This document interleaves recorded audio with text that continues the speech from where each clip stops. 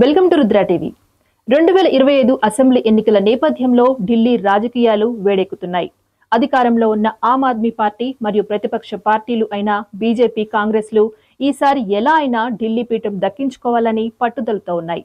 ఈ నేపథ్యంలో దేశ రాజధాని ఢిల్లీలో జోరుగా ఎన్నికల ప్రచారం సాగుతోంది.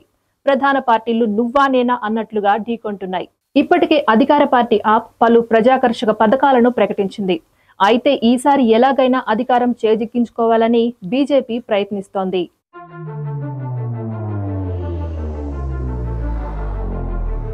ఇందులో భాగంగా ఓట్లు రాబట్టేందుకు ఇప్పటికే తొలి విడత మేనిఫెస్టోలో మహిళా ఓటర్లను ఆకట్టుకునే పథకాలను ప్రకటించింది. తాజాగా రెండో మేనిఫెస్టోను విడుదల చేసింది. విద్యార్థులు, యువత లక్ష్యంగా పలు ఆకర్షక పథకాలను వెల్లడించింది. ఈ మేరకు కేంద్ర మాజీ మంత్రి, బీజేపీ సీనియర్ నేత అనురాగ్ ఠాకూర్ మేనిఫెస్టో వివరాలు వెల్లడించారు. బీజేపీ ఎన్నికల మేనిఫెస్టోలో కేజీ టు పీజీ వరకు ఉచిత విద్యతో పాటు ఆర్థిక సాయం కూడా అందిస్తామని అనురాగ్ ఠాకూర్ పేర్కొన్నారు. ఢిల్లీలో జల్ జీవన్ మిషన్ ను అమలు చేయడంలో ఆప్ ప్రభుత్వం విఫలమైందని ఠాకూర్ విమర్శించారు. అధికారంలోకి వస్తే మౌలిక సదుపాయాలు, సంక్షేమాన్ని మెరుగుపరచడానికి బీజేపీ కట్టుబడి ఉందని స్పష్టం చేశారు. యువతకు పోటీ పరీక్షల కోసం 15,000 రూపాయల ఆర్థిక సహాయం, 2 సార్లు ఉచితంగా ప్రయాణించేందుకు దరఖాస్తు, ఫీజు రియంబర్స్మెంట్ ఇస్తామని ఠాకూర్ తెలిపారు. UPSC civil services, state PCS వంటి పోటీ పరీక్షలకు సిద్ధమయ్యే విద్యార్థులకు 2 సార్లు 15,000 రూపాయల ఆర్థిక ప్రోత్సాహాన్ని అందిస్తామని మేనిఫెస్టోలో పేర్కొన్నారు. అలాగే భీమ్రావ్ అంబేద్కర్ స్టైపెండ్ పథకం కింద ఐటీఐలు, పాలిటెక్నిక్ స్కిల్ సెంటర్లలో టెక్నికల్ కోర్సులు అభ్యసిస్తున్న షెడ్యూల్డ్ కులాల విద్యార్థులకు ప్రతి నెల 1,000 రూపాయల చొప్పున ఉపకార వేతనాలు అందజేస్తామని వెల్లడించారు.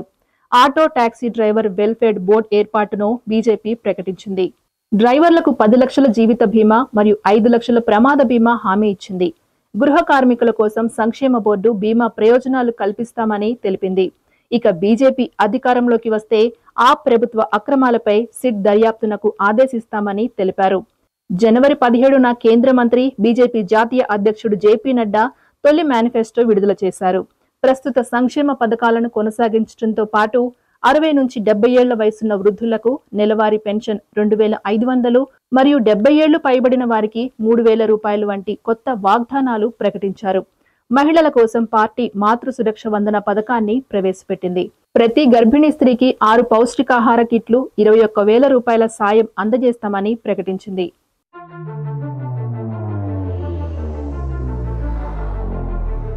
27 ఏళ్ల క్రితం ఢిల్లీని పాలించిన బీజేపీ అప్పటి నుంచి ఢిల్లీలో తిరిగి అధికారంలోకి రాలేదు. 2015, 2020లో జరిగిన ఎన్నికల్లో వరుసగా 8 స్థానాలను మాత్రమే దక్కించుకుంది. ఢిల్లీలో మొత్తం 70 అసెంబ్లీ స్థానాలు ఉండగా ఫిబ్రవరి 5న అసెంబ్లీ ఎన్నికలు జరగనున్నాయి. ఫిబ్రవరి 8న ఎన్నికల కమిషన్ ఫలితాలు వెల్లడిస్తారు. చూడాలి మరి ఈసారి ఢిల్లీ పీఠం ఎవరు దక్కించుకుంటారో. ఇది ఇవాల్టి అప్డేట్. మరో అప్డేట్తో మళ్ళీ కలుద్దాం. అంతవరకు చూస్తూనే ఉండండి రుద్ర టీవీ.